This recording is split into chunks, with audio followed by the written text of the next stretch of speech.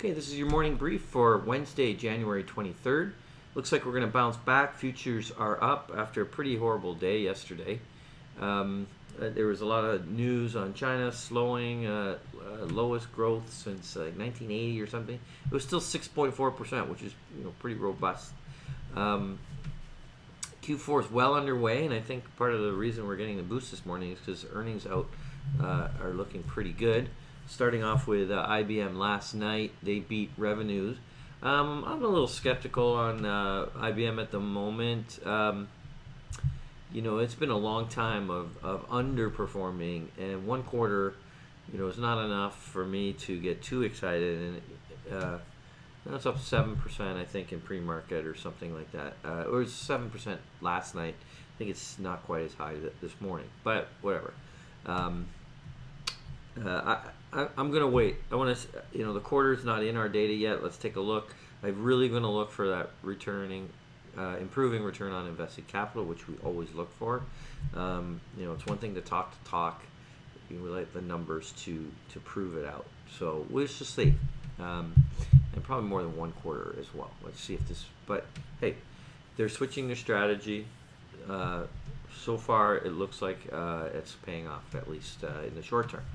Okay, Stanley Black & Decker was out yesterday, down 15%. I think it's oversold. I did a little video on that. Please go watch that.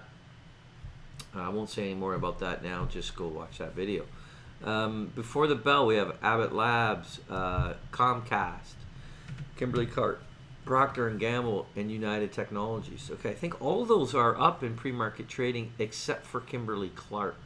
So some pretty bullish remarks there, or results and remarks. So that's pretty amazing, actually. And then after the close, we're going to have CP, Ford, Las Vegas Sands, Texas Instruments. I'm very interested in Texas Instruments. That's on our, I think it's in our model. Yes, it's definitely in our model portfolios. It's definitely in our coverage universe, and United Rentals.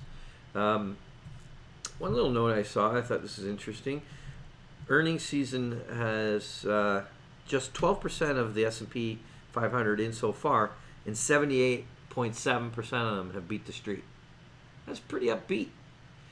So we still, we've recovered a little bit in January, and a little bit quicker than I would have thought. But, overall, we're still down from the, November, December, washout. So, now we're getting some pretty strong earnings coming in. I'd say, as we said at the beginning of January in our newsletter, that we think you should be buying on the dips. I'm going to stick with that for now, and looking forward to this earnings season.